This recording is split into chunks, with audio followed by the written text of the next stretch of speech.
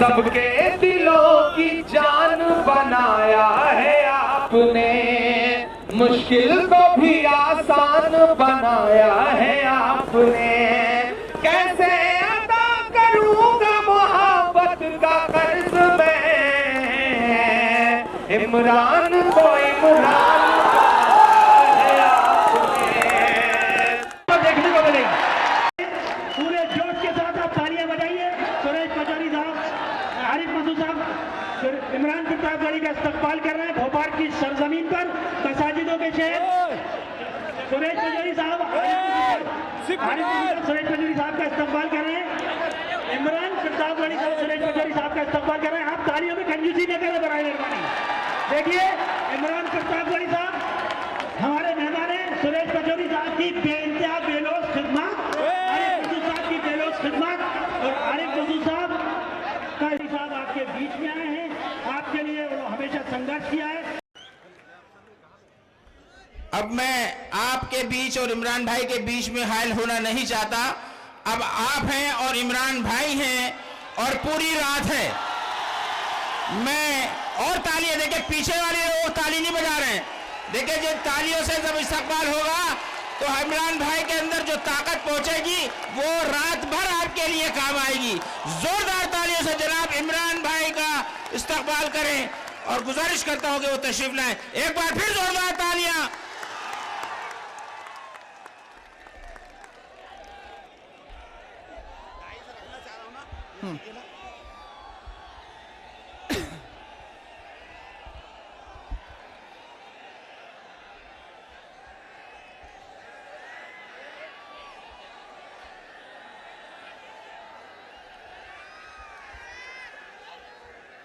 अस्सलाम वालेकुम।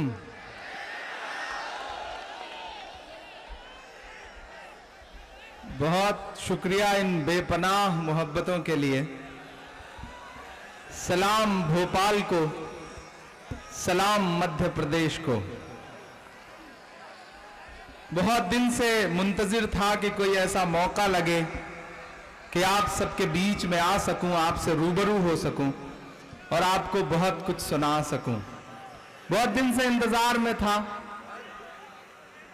कुछ एक आध बार ऐसा मौका लगा भी लेकिन आ नहीं सका, और इस बार मुसलसल सफर में रहने के बावजूद जब बड़े भाई आरिफ मसूद साहब ने हुक्म दिया तो खुद को रोक नहीं सका और सीधे आपके बीच में हाजिर हो गया। इधर जो दोस्त खड़े हैं मैं उनसे गुजारिश करूंगा कि आप डाइस के बहुत करीब हैं, इसलिए आपकी जिम्मेदारियां ज्यादा हैं। मैं आपको किसी न किसी बहाने से नजर आ ही जाऊंगा। जो फेसबुक पे लाइव कर रहे हैं या फोटो खींच रहे हैं वो काम भी जरूरी है, उसे भी चलने दीजिएगा। 4 मिसरे पढ़ता हूं।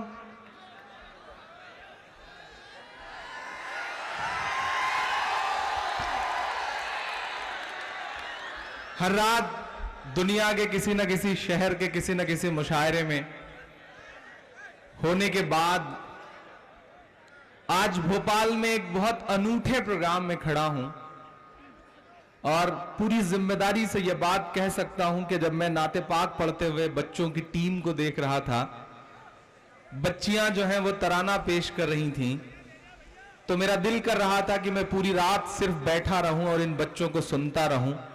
मेरे लिए इससे बड़ी बात कोई नहीं हो सकती है। उनका बहुत शुक्रिया। बहुत खूबसूरत बच्चों ने परफॉर्मेंस दी है, उन्हें बहुत मुबारकबाद। सलाम भोपाल को। जनाब सुरेश पचौरी साहब माइक पर थे और उन्होंने यहाँ की गंगा जमुनी तहजीब के बारे में जो बात कही है उसका हम सिर्फ जिक्र सुना करते थे। आरिफ भाई आपकी जो कोशिशें हैं वही लड़ाई मैं भी लड़ रहा हूं। मैं 4 मिसरे पढ़ता हूं कि अपने अशकों से अपना रूमाल बचाए रखिएगा, अपने अशकों से अपना रूमाल बचाए रखिएगा, अम्न मोहब्बत वाले सब आमाल बचाए रखिएगा, अमन मोहब्बत वाले सब आमाल बचाए रखिएगा।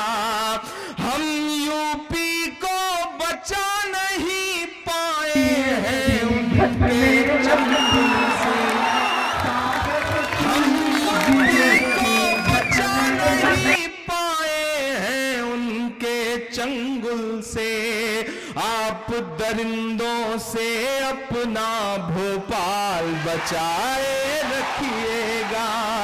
आप दरिंदों से अपना भोपाल बचाए रखिएगा। अमन मोहब्बत वाले सब आमाल बचाए रखिएगा। हम यूपी को बचा नहीं पाए हैं उनके चंगुल से।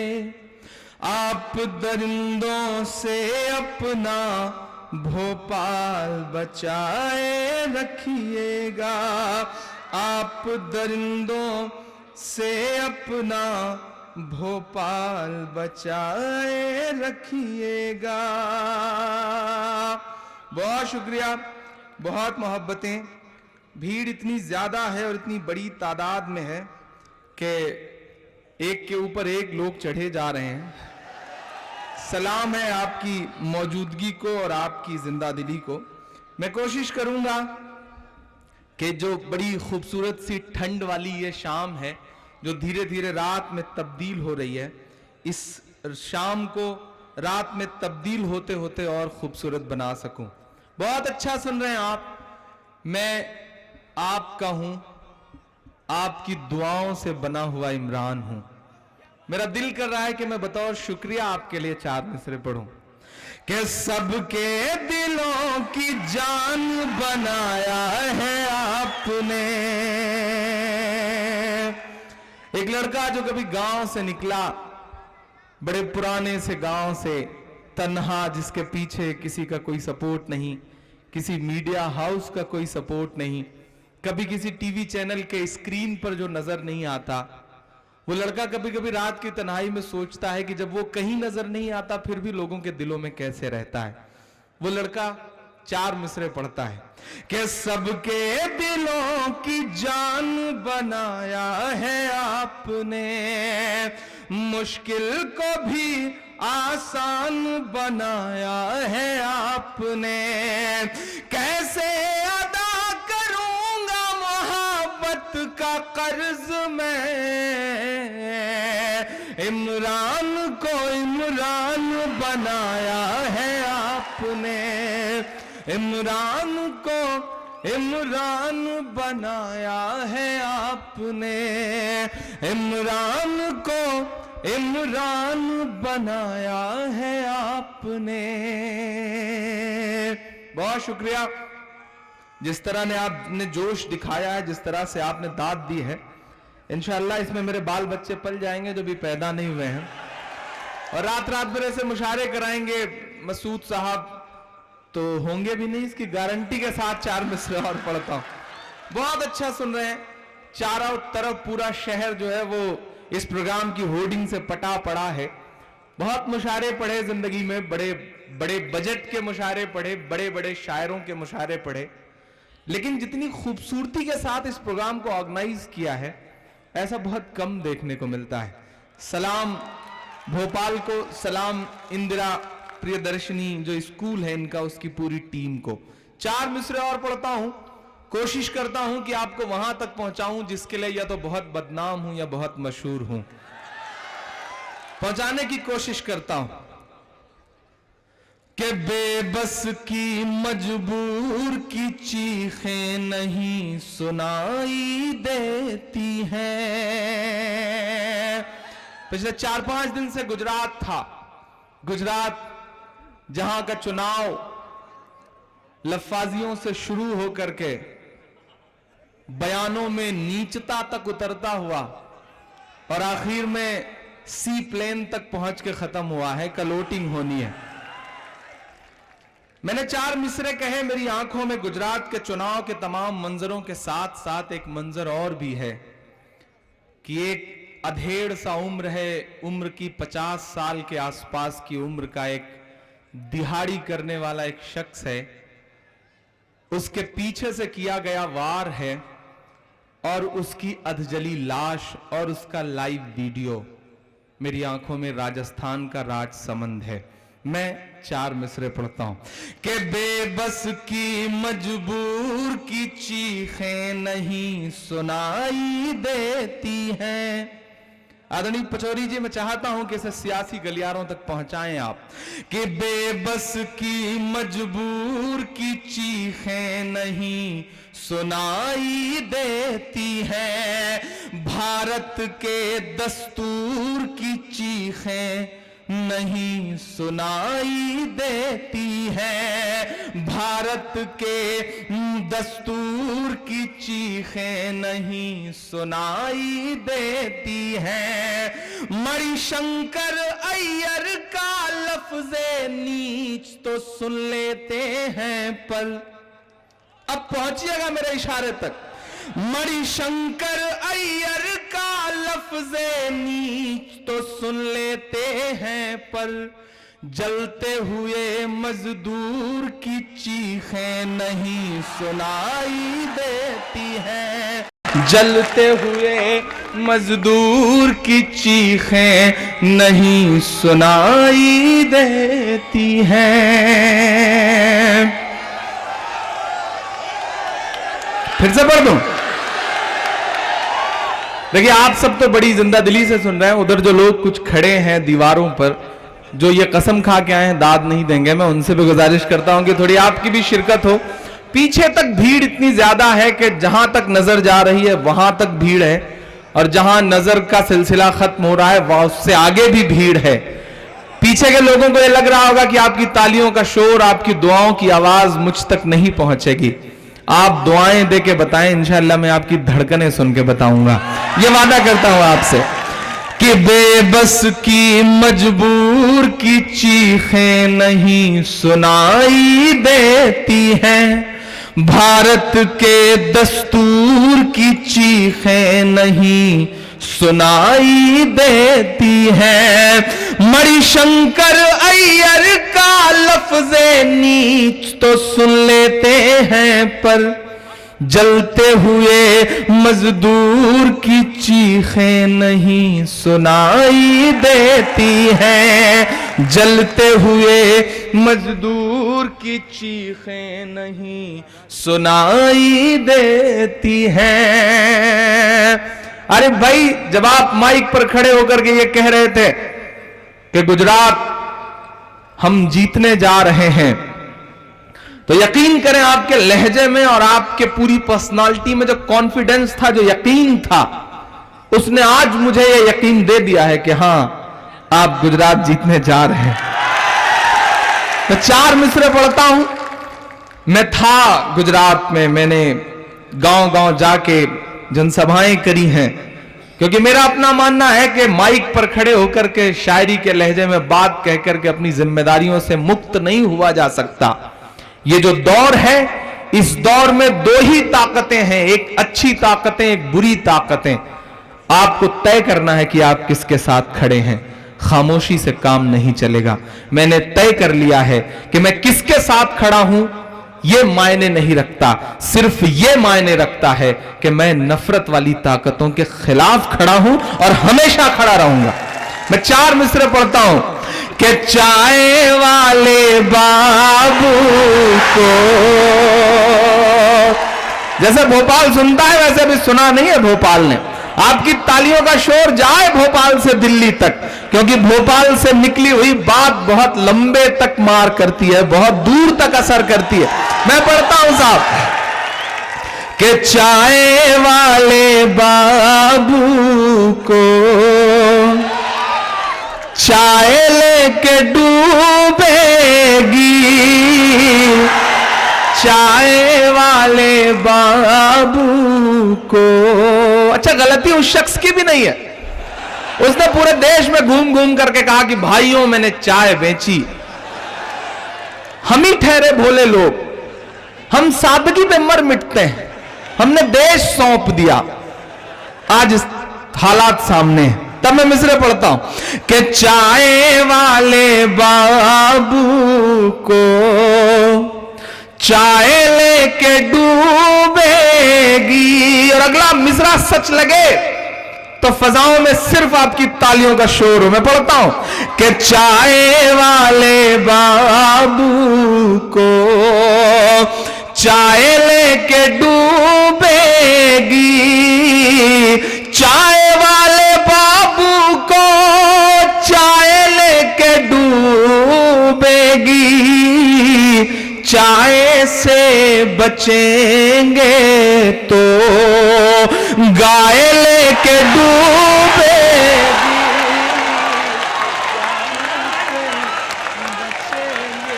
तो बहुत शुक्रिया।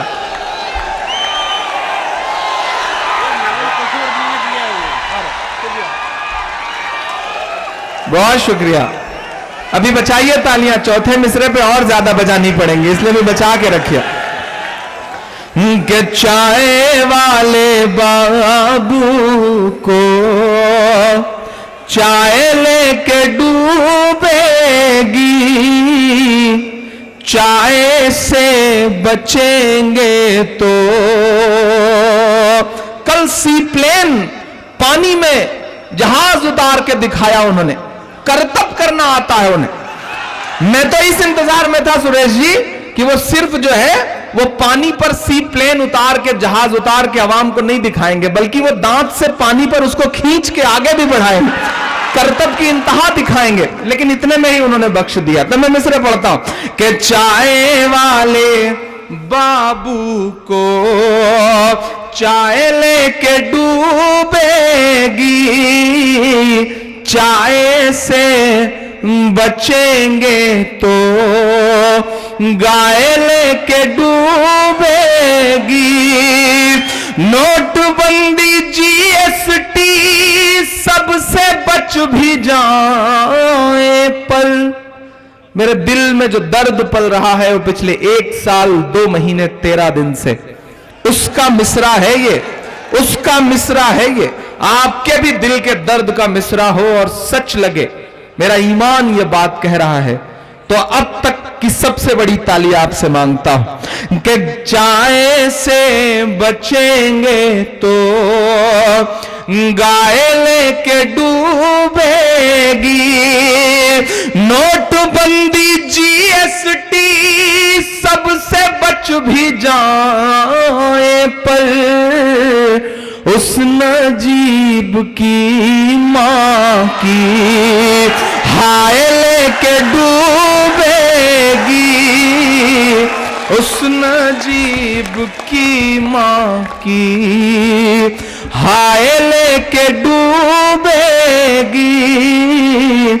चाय वाले बाबू को चाय वाले बाबू को चाय लेके डूबेगी, चाय से बचेंगे तो गाय लेके डूबेगी। नोटबंदी जीएसटी सबसे बच भी जाए पर उस नजीब की मां की हाय लेके डूबेगी, उस नजीब की मां की। बहुत शुक्रिया, बहुत मोहब्बतें, बहुत कुछ सुनाना है। लेकिन जब इस डाइस पर आया तो मेरी आंखों के सामने ये जो पोस्टर है, ये जो बैनर है, उससे ऊपर जो एक पोस्टर लगा हुआ है जहां तमाम चेहरे हैं। मैं चाहूंगा कि कैमरे जूम करके उन चेहरों तक भी जाएं ताकि दुनिया देख सके कि हमारे कौन कौन से बुजुर्गों ने क्या क्या कुर्बानियां दी हैं। मैं एक नज्म पढ़ता हूं, बस वो जो 10-12 तस्वीरें हैं आप सब देख रहे हैं, मैं इंशाअल्लाह वादा करता हूं कि पूरी नज्म उनके इर्द गिर्द घूमेगी, कहीं ना कहीं उन सब का अक्स नजर आएगा आपको मेरी एक नज्म में। एक अजीब तरह की सियासत मुल्क में शुरू कर दी गई है। भीड़ इकट्ठी होगी, जिसे चाहेगी उसे मार देगी। भीड़ इकट्ठी होगी, जो चाहेगी वो फैसले करवाएगी। आखिर मुल्क को कहां ले जाना चाहते हैं? उससे इतर एक कोशिश बीच में फिर शुरू हुई कि जो इमारतें हैं, जो निशानियां हैं, जो नाम हैं, उन्हें बदल दो, उन्हें मिटा दो, उन्हें नेस्त नाबूद कर दो, सड़कों के नाम बदल दो। और हद तो यह हो गई कि इन दिनों कुछ बौखलाए हुए लोग ये कह रहे हैं कि ताजमहल तो गद्दारी की अलामत है, ताजमहल तो तेजो महालय है, ताजमहल तो गद्दारों की बनवाई हुई निशानी है। मैं कभी कभी सोचता हूं सुरेश जी की एक ऐसी इमारत जो अपने बनने के सैकड़ों साल भी हर साल एक साल में ताजमहल को देखने के लिए 19.23 करोड़ रुपए का टिकट बिकता है और वो इस मुल्क की तरक्की के लिए जाता है। आप उस इमारत को गद्दारी की अलामत बताते हैं। हुमायूं का मकबरा जिसे देखने के लिए एक साल में लगभग 14 करोड़ रुपए का टिकट बिकता है और वो मुल्क की तरक्की के लिए जाता है। कुतुब मीनार को देखने के लिए लगभग 11 करोड़ रुपए का टिकट बिकता है, मुल्क की तरक्की में जाता है। लेकिन आपको निशानियों से तकलीफ है, आपको इमारतों से तकलीफ है, आपको अंग्रेजों से तकलीफ नहीं है, आपको मुगलों से तकलीफ है। मैं कभी कभी सोचता हूं कि 200 साल पूरी तरह आप गैप करके पीछे चले जाते हैं और 800 सालों का जुल्म, उसका सितम दुनिया को बताने लगते हैं। मैं एक नज्म पढ़ता हूं, सलाम आरिफ मसूद साहब को कि आपने ये कोशिश शुरू करी। कभी हिटलर ने कहा था कि एक झूठ तब तक बोलो जब तक सच ना मान लिया जाए। अंग्रेजों के जो वादा माफ गवाह थे, उन्होंने हिटलर के उस जुमले को अपनी जिंदगी में उतार लिया और इतना झूठ बोला, इतना झूठ बोला कि जो अंग्रेजों के वादा माफ गवाह थे आज वो जंगे आजादी के सिपाही बने बैठे हैं और जो असल किरदार थे उनका कहीं नामो निशान नहीं है तारीख में। ये कोशिश शुरू हुई है ऐसे लोगों को फिर से जिंदा करने की। इमरान एक नज्म पढ़ता है साहब जिसका उन्वान है बोलो क्या क्या झुठलाओगे। पढ़ता हूं, सुनिएगा साहब। कि बीते हुए कल से नफरत है, आते हुए पल से नफरत है, उनको कबीर के दोहों से गालिब की गजल से नफरत है। जरा सा दिल लगा के सुनिएगा, मैंने बड़ी हिम्मत लगा के इसे कहा है। मैं पढ़ता हूं साहब, मुझको जालिम का तरफदार नहीं लिख सकते, कम से कम वो मुझे लाचार नहीं लिख सकते। जहां हथेली पे लिए बोल रहा हूं जो सच, उसको इस देश के अखबार नहीं लिख सकते, उसको इस देश के अखबार नहीं लिख सकते। इमरान हिम्मत करता है, आपकी धड़कनों को शब्द देने की कोशिश करता है कि बीते हुए कल से नफरत है, आते हुए पल से नफरत है, उनको कबीर के दोहों से गालिब की गजल से नफरत है। वो एक इमारत जिस पर दुनिया भर की मोहब्बत नाज करे, वो एक इमारत जिस पर दुनिया भर की मोहब्बत नाज करे। मेरे देश में कुछ बेशर्मों को उस ताजमहल से नफरत है।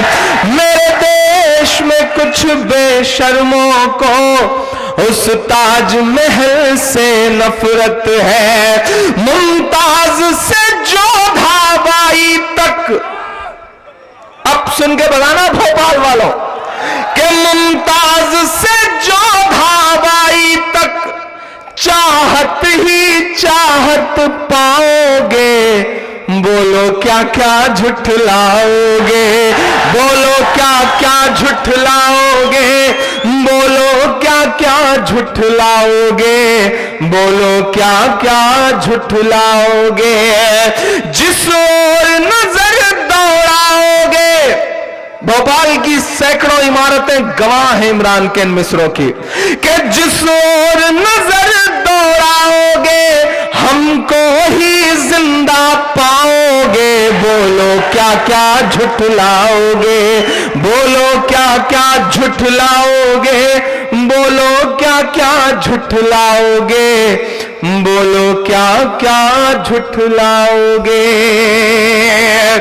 कि तलवार उठाई हाथों में तो हम टीपू सुल्तान हुए।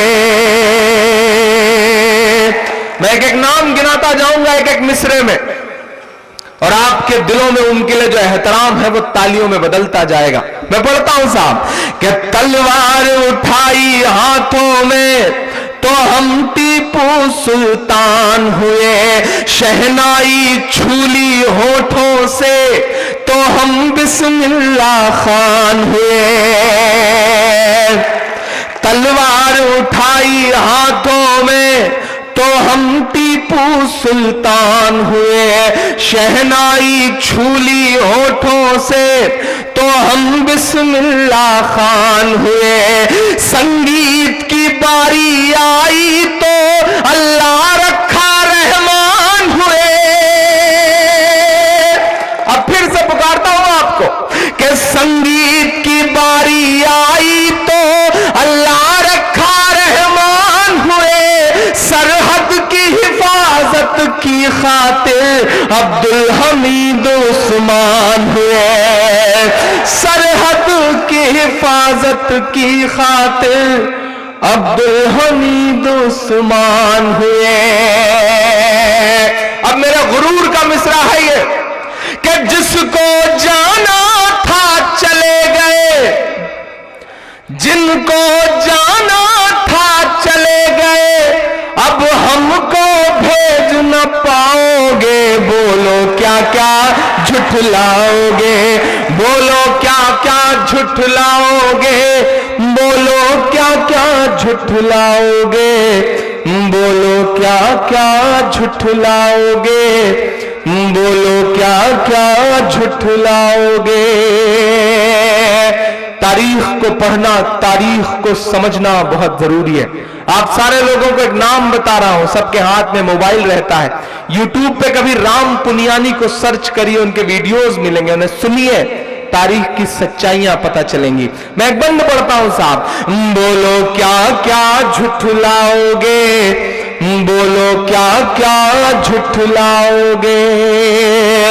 कि जब जहांगीर हम हुए हैं तो इंसाफ सिखाया है हमने। जब जहांगीर हम हुए हैं तो इंसाफ सिखाया है हमने। अकबर बनकर दुश्मन को करना माफ सिखाया है हमने। एक त्योहार आदरणीय सुरेश जी जो मुझे बहुत पसंद है आपके यहां, मेरे दिल के बहुत करीब है वो त्योहार। एक धागे से शुरू होता है वो त्योहार, लेकिन उसके पीछे की जो तारीख है उसे मैं एक मिसरे में पिरोता हूं साहब। कि जब जहांगीर हम हुए हैं तो इंसाफ सिखाया है हमने। अकबर बनकर दुश्मन को करना माफ सिखाया है हमने।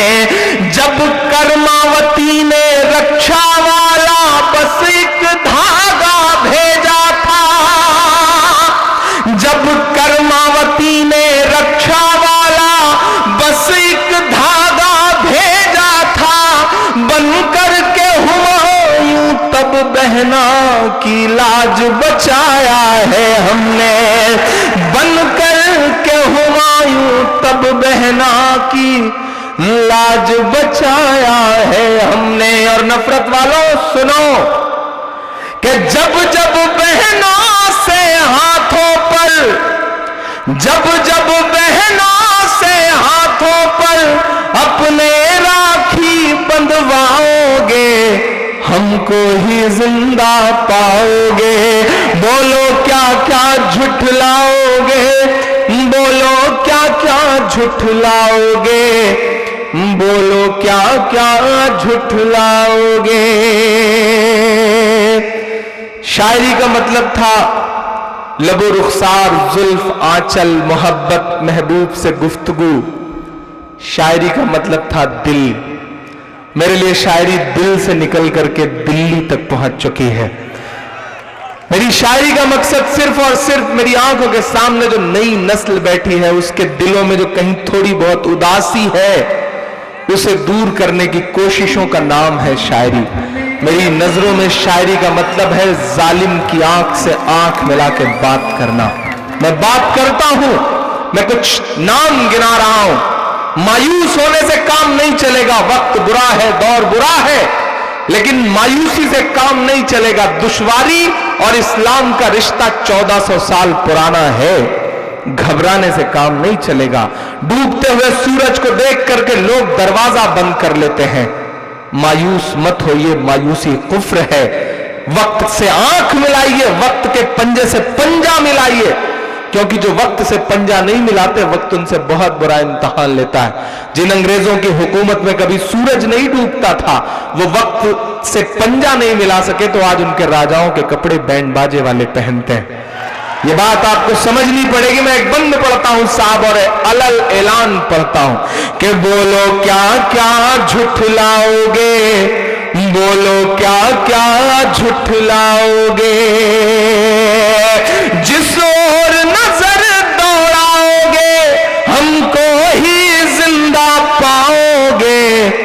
बोलो क्या क्या झुठलाओगे, बोलो क्या क्या झुठलाओगे, कि जमुना का किनारा अपना है, हर एक नजारा अपना है। मैं हामी नहीं हूं इन बातों का कहने का, शायद थोड़ी सी कड़वी हो, लेकिन जब कोई दो कौड़ी का इंसान ये कहेगा कि ताजमहल तो गद्दारी की अलामत है, तो फिर मेरा जमीर चुप नहीं रह सकता। चुप रहूंगा तो मर जाऊंगा।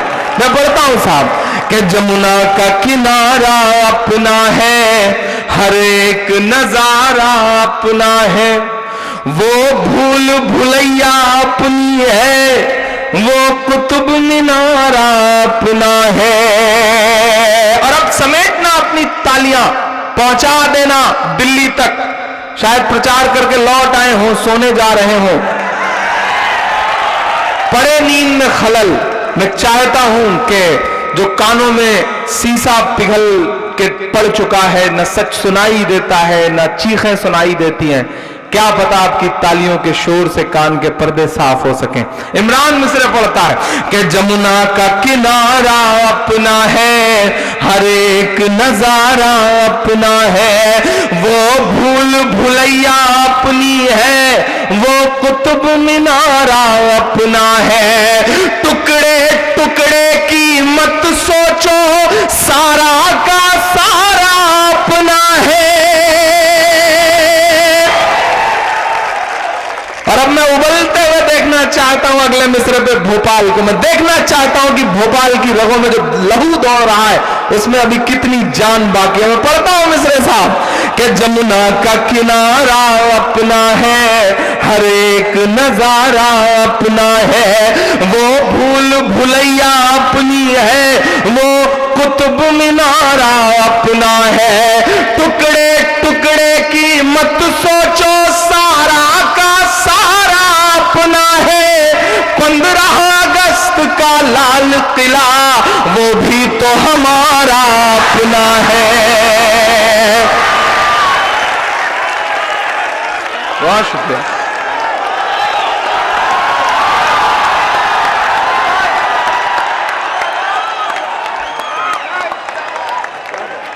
मंत्री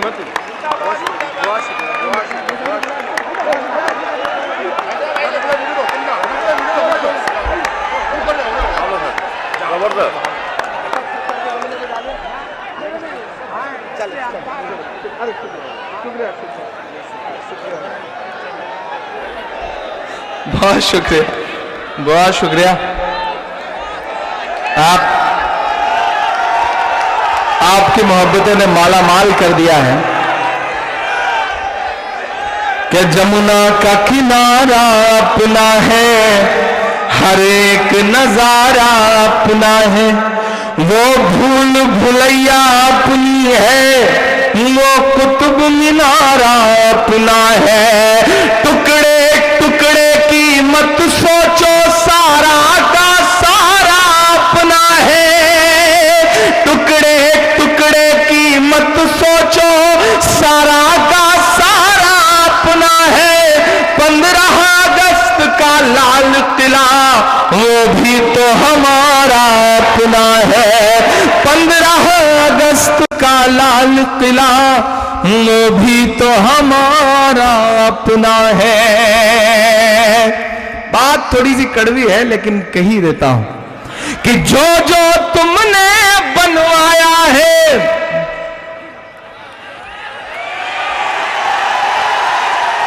भोपाल समझता है इशारे, कि जो जो तुमने बनवाया है उसको किस दिन गिनवाओगे। बोलो क्या क्या झुठलाओगे, बोलो क्या क्या झुठलाओगे, बोलो क्या क्या झुठलाओगे, बोलो क्या क्या झुठलाओगे, बोलो क्या क्या झुठलाओगे। बहुत शुक्रिया। देखिए भीड़ बहुत ज्यादा मैं समझता हूं, लेकिन आप जहां हैं सुकून से सुने। अब डाइस पे ना आए, मैं आखिर में सेल्फी वेल्फी लेने के लिए आपके बीच में आ जाऊंगा इंशाल्लाह, तो आप परेशान, आप जहां हैं वहीं रहे। बोलो क्या क्या झुठलाओगे। ये जो नफरत वाली ताकतें हैं इनके पास कई चेहरे होते हैं।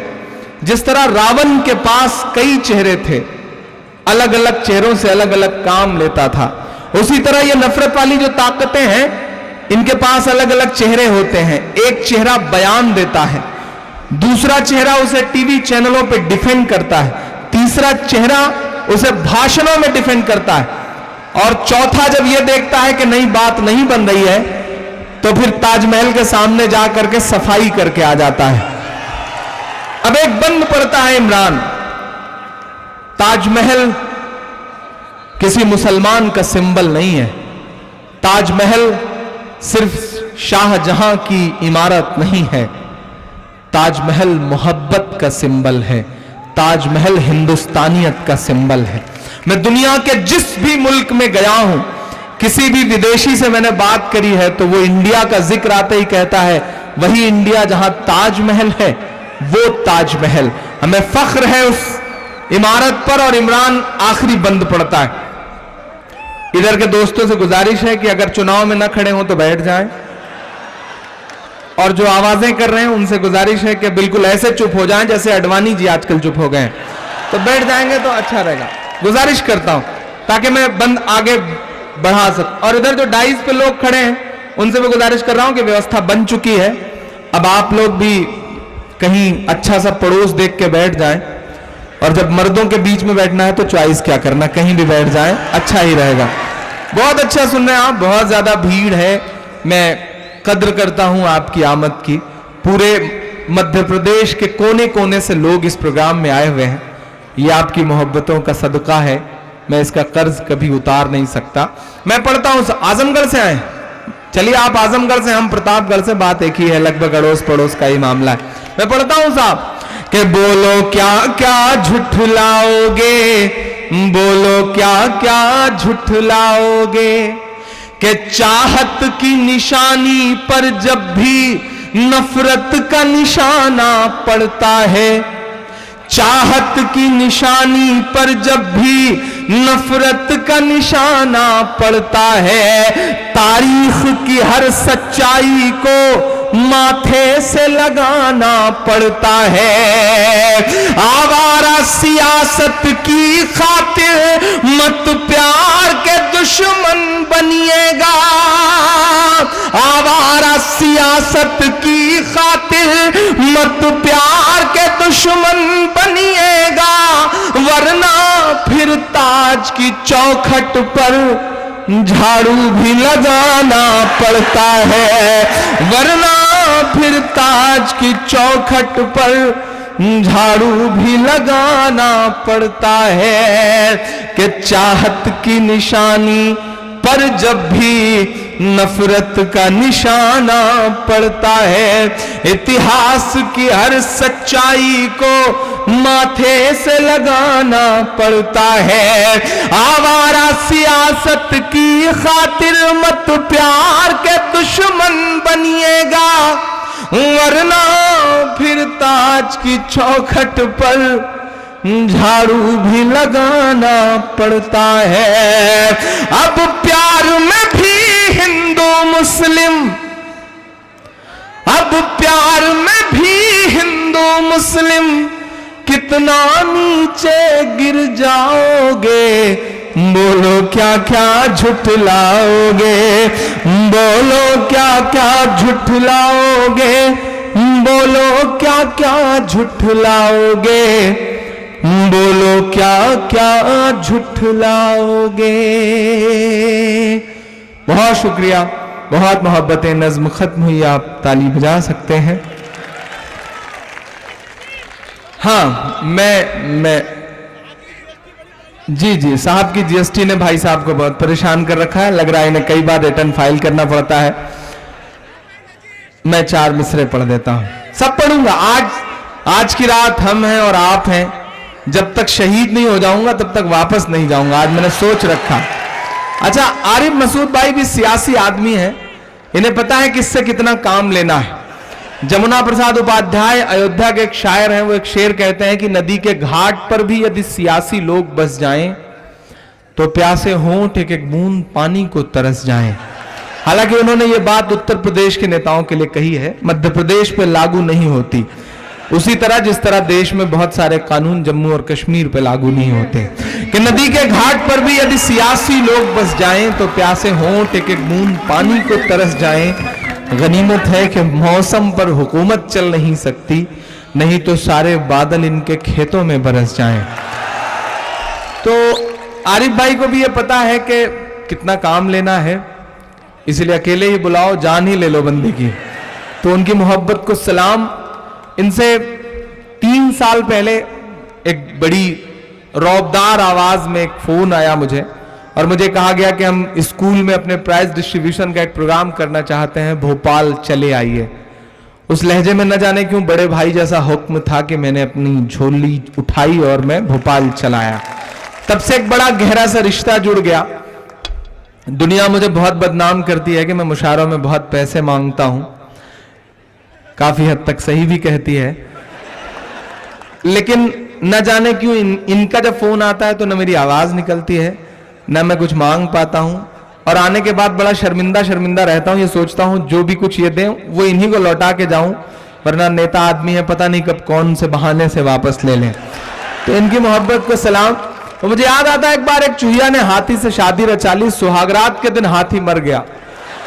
चूहिया बैठ के रो रही थी, जंगल के सारे जानवर चुप करा रहे थे, चूहिया थी कि चुप होने का नाम नहीं ले रही थी। थकहार के सारे जानवरों ने चूहिया से कहा, ये बताओ क्या तुम सचमुच में हाथी से इतना ज्यादा प्यार करती थी कि उसके बिना रह नहीं सकती? तो चूहिया ने कहा कि प्यार वार तो छोड़ो, साथ सिर्फ एक रात का मिला, अब जिंदगी भर कब्र खोदने में बीत जाएगी। तो इनसे भी एक बार बातचीत हुई। अब जिंदगी भर निभाना है, जब भी कहेंगे आपको भी निभाना है, आप भी निभा ही रहे, हम भी निभा ही रहे, कि जब जब डोर पतंग से कटने लगती है, कुछ दिन तो गुजारिए गुजरात में। मैं गया था साहब, बड़ा डरा हुआ था। मैं होटल के बाथरूम में भी जा रहा था तो चारों तरफ नजर दौड़ाता था कि कहीं सीसीटीवी अंदर तो नहीं लगवा रखी है बंदे ने, नहीं कब मेरा हार्दिक अभिनंदन हो जाए, कोई भरोसा नहीं। तब मैंने मिसरे कहे कि जब जब डोर पतंग से कटने लगती है, कुछ दिन तो गुजारिए गुजरात में। जब अमिताभ बच्चन जी ये कहते हैं तो आजकल सोशल मीडिया पे लोग उसमें एक जुमला और जोड़ देते हैं कि कुछ दिन तो गुजारिए गुजरात में, सीडी बना के दे देंगे आपके हाथ में।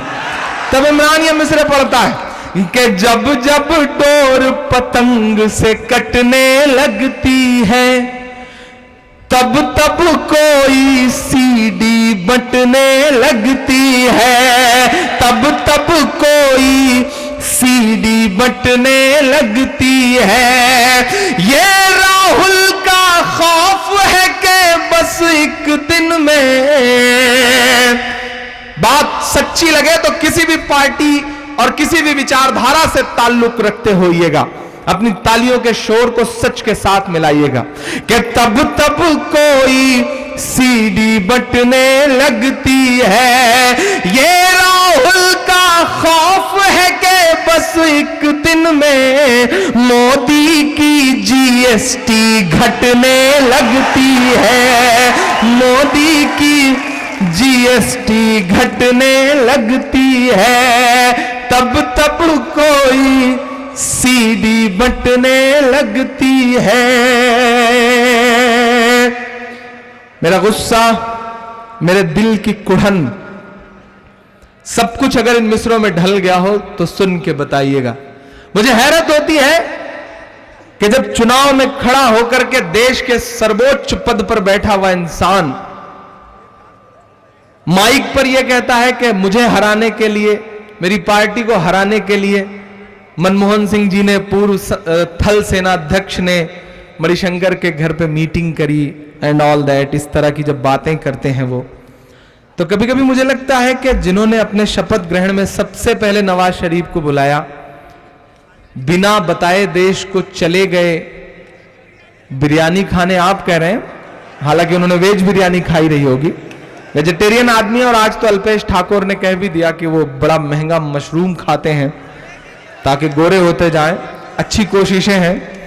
मैं 4 मिसरे और पढ़ता हूं साहब, ये मेरे दिल के कुढ़न का मिसरा है। मेरी आंखों में, मेरे कानों में आज भी वो मंजर हैं और वो तकरीरें हैं जब ये कहा जाता था कि एक के बदले 10 सर जब तक नहीं ला दूंगा। भाइयों बहनों, लाहौर तक चढ़ जाऊंगा। लेकिन हमारी आंखों ने ऐसा मंजर भी देखा है कि पिछले यूपीए के 10 साल के शासनकाल में जितने सैनिक नहीं मारे गए हैं उतने पिछले 3 साल में मारे गए। आंकड़े उठा के देख लीजिए। हाँ, मैं अभी कई बार ऐसा करूंगा। देखिए, बीच बीच में मैं ये सब करता रहूंगा। ये सब करतब हमने उन्हीं से सीखे हैं, तो ये सब आपको सुनाता रहूंगा, आपको अच्छा लगता रहेगा। आप बस ऐसे चुप होके बैठ जाइए। बस जैसे आप समझ लीजिए कि कोई लाल किले पे खड़ा होकर भाषण दे रहा है और सामने देश की भोली वाली जनता बैठी है। आप बस यकीन करते जाओ। संपत बहुत मजे की बात कहते हैं कि इस 15 अगस्त को साहेब ने फिर से लाल किले पर झूठ बोला, लेकिन जब जनता यानी कि सुनने वालों को और बोलने वालों को यह पता हो कि यह झूठ है तो फिर वो गुनाह नहीं है। मैं 4 मिसरे पढ़ता हूं साहब कि सरहद पर दहशत गर्दों का कब्जा है। 29 जवानों को लेकर के सेना का एक विमान वायुसेना का पिछले 1 साल से गायब है। सर्जिकल स्ट्राइक के नाम पर पोस्टर चिपकाने वाला कोई भी इंसान आपसे उन 29 जवानों के बारे में बात करने को तैयार नहीं है कि मां भारती के वो 29 लाल कहां हैं, उनकी लाशें कहां हैं। कोई बात करने को तैयार नहीं। कोई भी केंद्रीय मंत्री किसी भी शहीद के घर जाके अर्थी को कंधा देने को तैयार नहीं है। लेकिन वोट देने के लिए पोस्टर चिपकेंगे, तब एक शायर का गुस्सा फूटता है और 4 मिसरों में ढलता है कि सरहद पर दहशत गर्दों का कब्जा है, मुल्क पे झूठे हमदर्दों का कब्जा है। सैनिक, वर्दी, सरहद की हिफाजत का जज्बा, इन सब से मोहब्बत करते हैं, वतन से मोहब्बत करते हैं। तो एक एक हाथ को कसम है चौथे मिसरे पे, कोई खामोश ना रहे, बोलना तो पड़ेगा कि सरहद पर दहशत गर्दों का कब्जा है, मुल्क पे झूठे हमदर्दों का कब्जा है। एक के बदले 10 सर की उम्मीद न रख, उठाना हाथ अगले मिसरे पे कि एक के बदले 10 सर की उम्मीद न रख, दिल्ली तुझ पर नामर्दों का कब्जा है, दिल्ली तुझ पर नामर्दों का कब्जा है। कि सूरज लहू लुहान पड़ा है चाहत का, सूरज लहू लुहान पड़ा है चाहत का, साहिब रोशनदान की बातें करते हैं, एक कश्मीर संभाले नहीं संभलता है, और बलूचिस्तान की बातें करते हैं, और बलूचिस्तान की बातें करते हैं। एक शख्स को बहुत मिस करता हूं मैं आजकल, बहुत शुक्रिया। एक साहब को मैं बहुत मिस करता हूं कि आजकल वो कहां है। मैं मिसरे पढ़ता हूं कि भारत मां की आंख के तारे कहां गए, आरएसएस के राज दुलारे कहां गए, अच्छे दिनों की तरह उन्हें भी खोज रहा कोई, बताए अन्ना हजारे कहां गए, कोई बताए अन्ना हजारे कहां गए, कोई बताए अन्ना हजारे कहां गए। अच्छा फिर से पढ़ना, एक बार में बात समझ में नहीं आती, एक और फिर से एक और, इसी चक्कर में देश की आबादी सवा अरब हो गई, आप समझ नहीं पाते। मैं फिर से पढ़ देता हूं साहब कि भारत मां की आंख के तारे कहां गए, आरएसएस के राज दुलारे कहां गए, अच्छे दिनों की तरह उन्हें भी खोज रहा कोई, बताए अन्ना हजारे कहां गए, कोई बताए अन्ना हजारे कहां गए। कि नफरत वाले मजदूरों को भेजो ना, चीन घुस आया है सैकड़ों किलोमीटर, पाकिस्तान जब नहीं तब देखो पिद्दी भर मुल्क, जब नहीं तब हमारे सैनिकों को शहादत नसीब करवा देता है, मार देता है उन्हें, और हम बातचीत करते रहते हैं, हम घुड़कियां देते रहते हैं। मैं कभी कभी सोचता हूं इसका हासिल क्या है, इसका हल क्या है। मैं एक सुझाव के तौर पे ये मिसरे पढ़ता हूं कि नफरत वाले मजदूरों को भेजो ना, ऐसे वैसे दस्तूरों को भेजो ना, गाय के नाम पे जो आतंक मचाते हैं, सरहद पर उन लंगूरों को भेजो ना, सरहद पर उन लंगूरों को भेजो ना।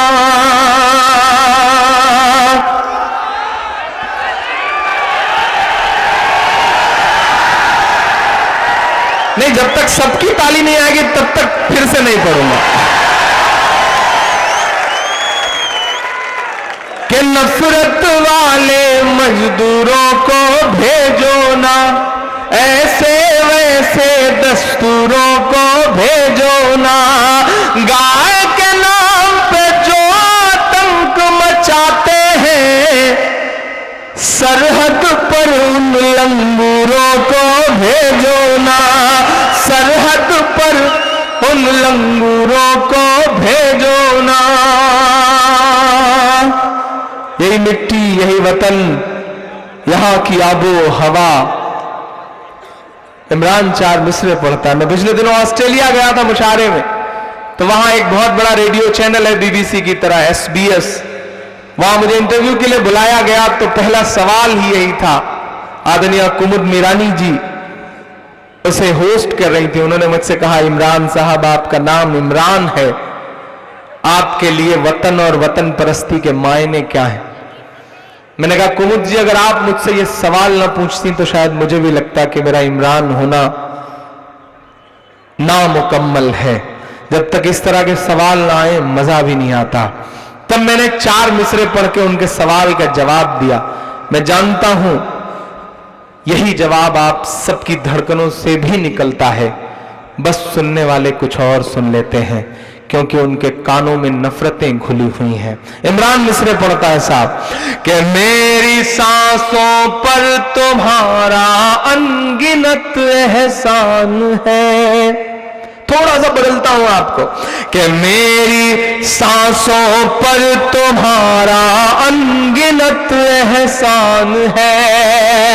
एक शायर जिसका नाम इमरान है वो भारत से कह रहा है, वो हिंदुस्तान से कह रहा है कि मेरी सांसों पर तुम्हारा अनगिनत एहसान है।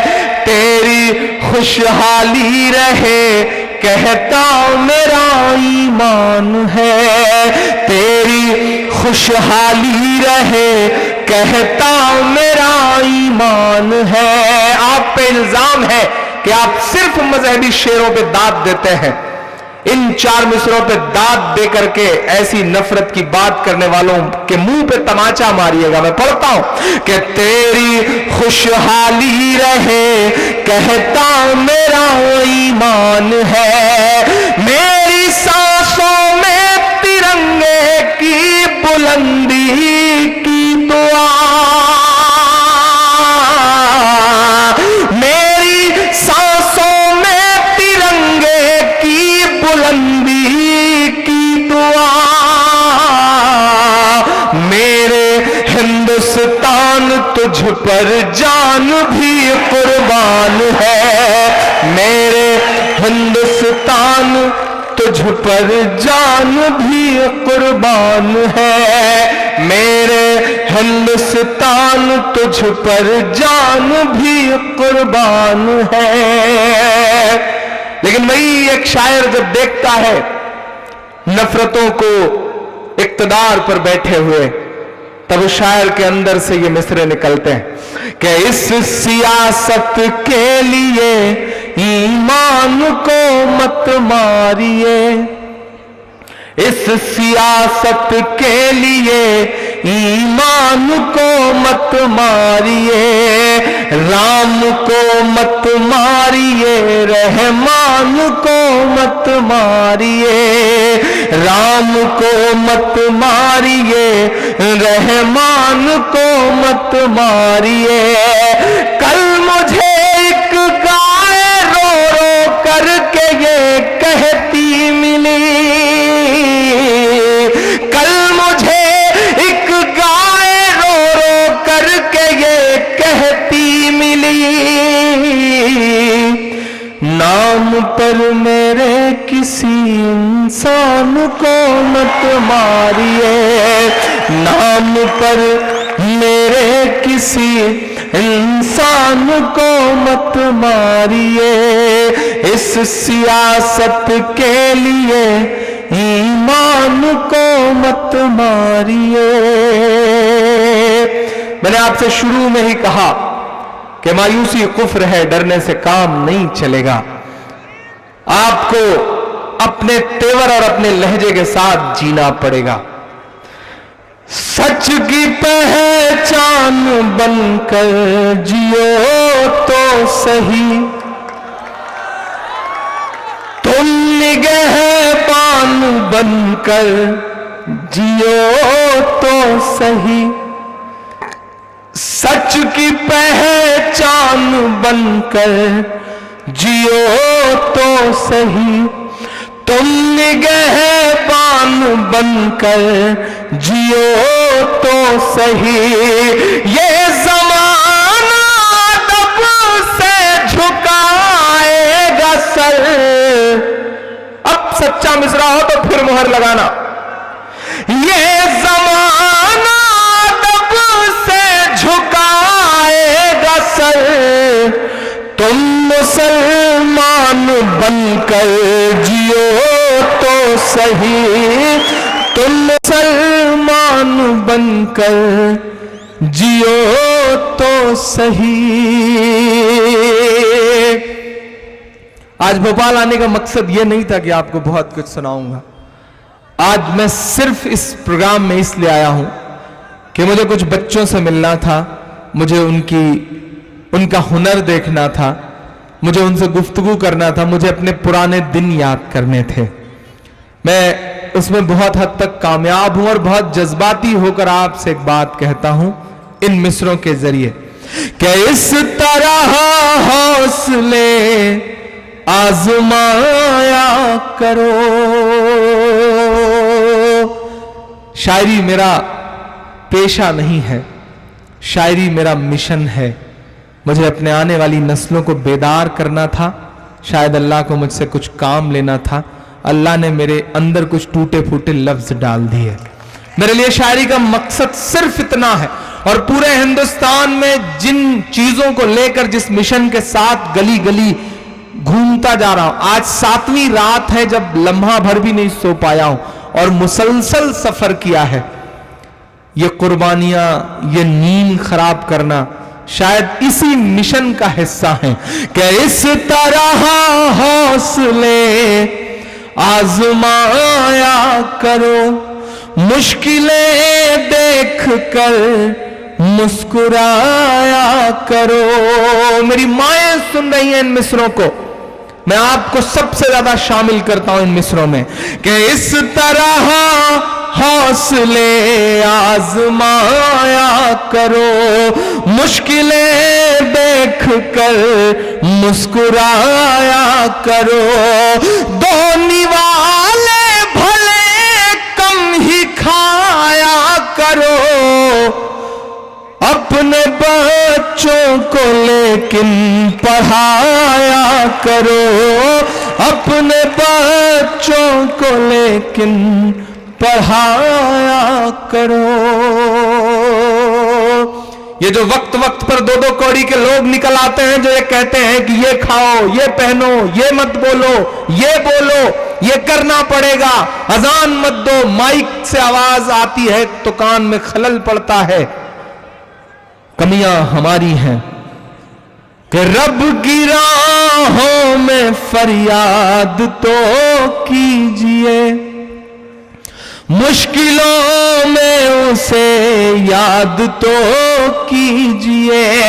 किस में दम है अज़ान बंद करवाए फिर, मस्जिदे पहले आबाद तो कीजिए, मस्जिदे पहले आबाद तो कीजिए, मस्जिदे पहले आबाद तो कीजिए। रब की राहों में फरियाद तो कीजिए, मुश्किलों में उसे याद तो कीजिए।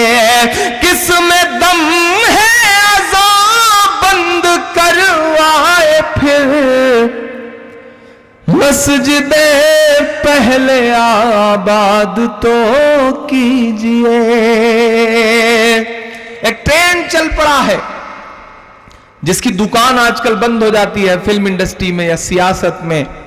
उसने एक नया काम तलाश लिया है, वो ट्वीट के जरिए बेहद खराब सी बात कह देता है और फिर टीवी चैनलों पे बहस शुरू हो जाती है और बंद दुकान चल पड़ती है। मैं नाम नहीं लूंगा, नहीं आप जान जाएंगे कि मैं सोनू निगम साहब की बात कर रहा हूं। रात के 3:30-4 बजे जब नशा थोड़ा सा सुरूर में आया तो भाई साहब पूरी तरह सुरूर में आए और उन्होंने एक ट्वीट कर मारा कि अजान की आवाज से नींद में खलल पड़ता है, अजीब गुंडागर्दी है।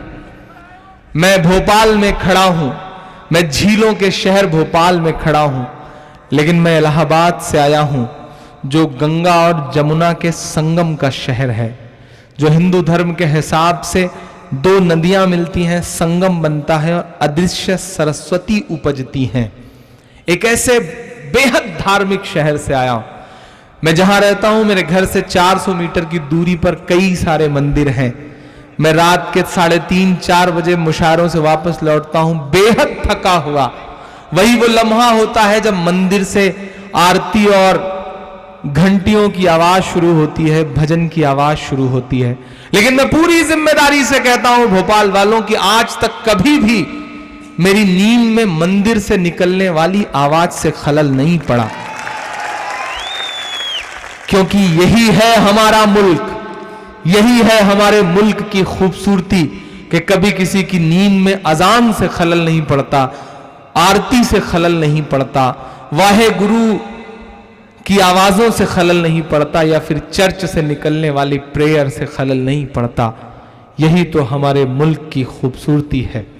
लेकिन प्रयोग किए जा रहे हैं, देखा जा रहा है, लिटमस टेस्ट किया जा रहा है कि नफरतें कहां तक पेबस्त हैं। लेकिन मैं सलाम करूंगा इस देश के हिंदू भाइयों को कि जिन्होंने सोनू निगम के बयान के बाद हमारा आपका गुस्सा उबलता उससे पहले टीवी चैनलों पे बैठ के कह दिया कि सोनू तुम्हारा बयान बेहद वाहियात है, इसे वापस लो। ये एक कलाकार की जुबान नहीं हो सकती। मैं एक नज्म पढ़ता हूं और पूरी जिम्मेदारी से नज्म पढ़ता हूं। पीने पिलाने का दौर शुरू हुआ होगा, पहुंचाइएगा। भोपाल से मुंबई ज्यादा दूर भी नहीं है। पढ़ता हूं साहब कि कभी ना होगी बंद अजान, कभी ना होगी बंद अजान। झीलों के शहर में खड़ा हूं, मस्जिदों के शहर में खड़ा हूं, गंगा जमुनी तहजीब की इमारतों के शहर में खड़ा हूं और नज्म पढ़ता हूं कि कभी ना होगी बंद अजान। दो बच्चे उधर कुर्सी लेके भाग रहे हैं, उसी तरह जैसे साहब की कुर्सी लेके आजकल हार्दिक और अल्पेश भाग रहे हो, तो उन बच्चों को बिठा लिया जाए। मैं पढ़ता हूं कि कभी ना होगी बंद अजान, कभी ना होगी बंद अजान। और अब तक जो कुछ पढ़ा उसे एक किनारे रखिएगा, और जो अगला मिसरा है वो ऊपर जो लोग कुर्बान हुए हैं उनके दिलों के जो दर्द थे या उनकी जो ख्वाहिशें थी उसका मिसरा है, उसे तालियों में बदल देना कि कभी ना होगी बंद अजान, कभी ना होगी बंद अजान। आरती और अजान से मिलकर, आरती और अजान से मिलकर बने हैं हिंदुस्तान। कभी ना होगी बंद अजान, कभी ना होगी बंद अजान। कि लम्हे भर की अजान लगे हैं तुझको गुंडा गर्दी। जिस अपने उस्ताद मोहतरम मोहम्मद रफी के गाने गा गा करके बंदे ने गाना गाना सीखा, कैरियर बनाया। काश वो अपने उस्ताद की एक ख्वाहिश जान लेता तो कभी उसकी हिम्मत न होती ये बात कहने की। रफी साहब की ख्वाहिश थी कि काश मैं खाने काबा में अजान दे पाता। ये सबसे बड़ी ख्वाहिश थी उनकी जिंदगी। काश चेले ने उनकी सही वाली ख्वाहिश जान ली होती कि लम्हे भर की अजान लगे हैं तुझको गुंडा गर्दी। हमने तेरे गाने घंटों झेले हैं बेदर्दी। हमने तेरे गाने घंटों झेले हैं बेदर्दी। लम्हे भर की अजान लगे हैं तुझको गुंडा गर्दी। हमने तेरे गाने घंटों झेले हैं बेदर्दी। के गायक बाबू बेहद नालायक है तेरा बयान। कभी ना होगी बंद अजान, कभी ना होगी बंद अजान। मेरा ईमान मेरी रगों में दौड़ता हुआ लहू, मेरी सांसें, मेरे जिस्म का एक एक रोया रोया जो कुछ कहता है उसे दो मिसरों में पिरोता हूं कि जिस दिन इस दुनिया में अज़ां की सदा नहीं आएगी।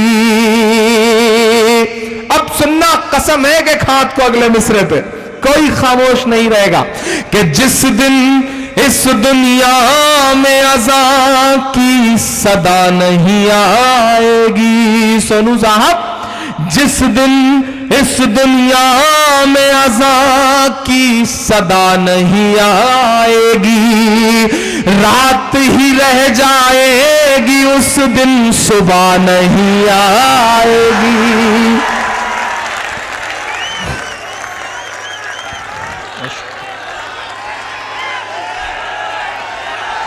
बहुत शुक्रिया, बहुत शुक्रिया। कि जिस दिन इस दुनिया में अज़ां की सदा नहीं आएगी, रात ही रह जाएगी उस दिन सुबह नहीं आएगी। कि अल्लाह तुझे हिदायत दे दे। मेरा ईमान, मेरे अल्लाह के नबी ये कहते हैं कि दुश्मनों के लिए भी दुआ करो।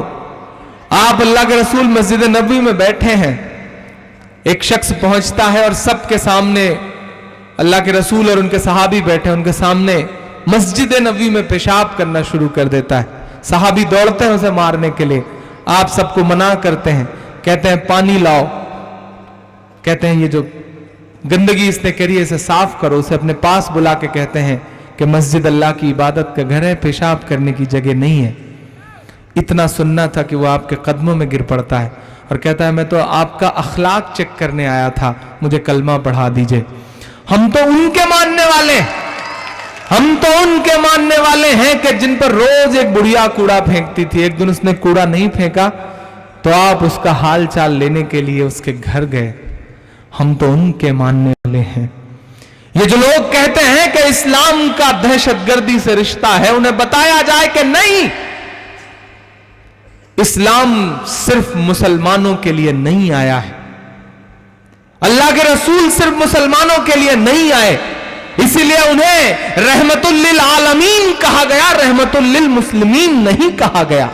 उन्हें यह कहा गया कि वो सारे आलम के लिए रहमत बनकर आए हैं, सिर्फ मुसलमानों के लिए रहमत बनकर नहीं आए।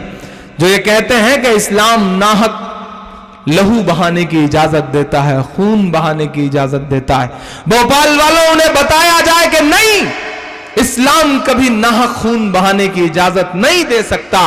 जो मजहब वजू करते हुए नाहक पानी बहाने की इजाजत न दे, वो भला खून बहाने की इजाजत कैसे दे सकता? नहीं।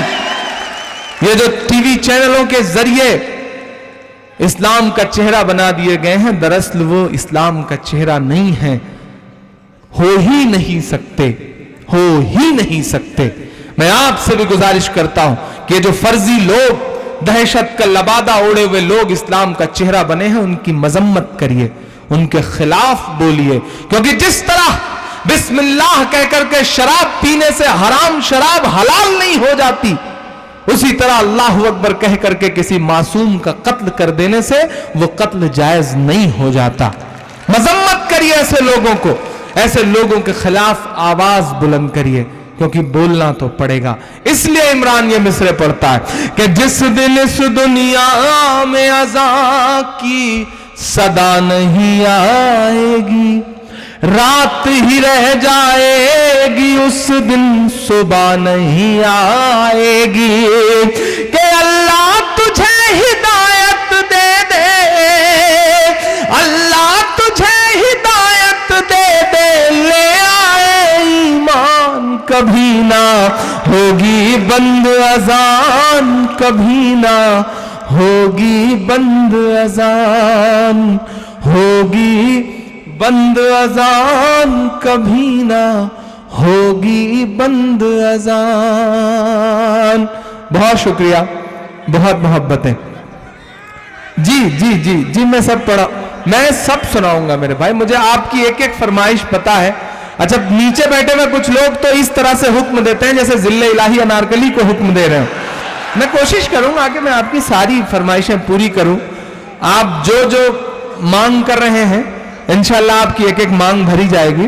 बस आपकी इसी तरह से दुआएं मिलती रहें, और आपकी दुआएं, आपकी तालियां हमारे लिए वैसे ही हैं जैसे अमर सिंह के लिए जया प्रदा, तो थोड़ा सा ठीक ठाक ढंग से बजती रहेंगी तो इंशाल्लाह मैं सुनाऊंगा, उसका भी नंबर आएगा, लेकिन बस थोड़ा सा कुछ नया सा सुना लूं, फिर इंशाल्लाह आपकी फरमाइश।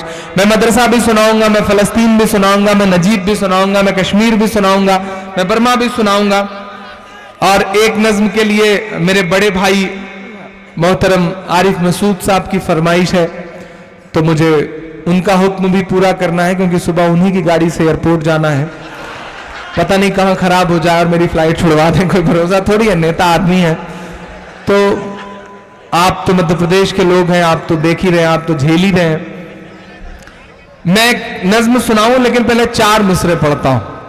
सारी कोशिशें कर दी जा रही हैं गुजरात में, लेकिन पता नहीं क्यों हर दांव उल्टा पड़ता जा रहा है। जब कुदरत नाराज होती है, कुदरत फैसले करती है, तो फिर कुछ नहीं चलता। मैं 4 मिसरे पढ़ता हूं कि तेरी शोला बयानी से ज्यादा कौन समझेगा।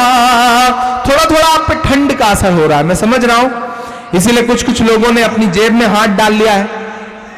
अच्छा, कुछ लोगों ने इस चक्कर में भी जेब में हाथ डाल लिया है कि पड़ोसी वाले का हाथ जेब में आए, उससे बेहतर है अपने में ही डाल के पर्स बचाए रहो। तो मैं आपसे गुजारिश करूंगा कि आप डरे मत, लुट जाने का कोई खतरा नहीं है। यहां सब अच्छे लोग बैठे हैं, पुलिस भी आपकी सुरक्षा में लगी है, तो लुट जाने का खतरा कैसे हो सकता है। मैं 4 मिसरे पढ़ता हूं कि तेरी शोला बयानी से ज्यादा कौन समझेगा, लहू का रंग पानी से ज्यादा कौन समझेगा। महज 7 दिन गुजरे हैं, एक दिन बीता है, और इमरान मिसरे पढ़ता है कि तेरी शोला बयानी से ज्यादा कौन समझेगा, लहू का रंग पानी से ज्यादा कौन समझेगा। आज कुदरत की लाठी में कहां आवाज होती है, आज कुदरत की लाठी में कहां आवाज होती है। ये बातें आडवाणी से ज्यादा कौन समझेगा, ये बातें आडवाणी से ज्यादा कौन समझेगा।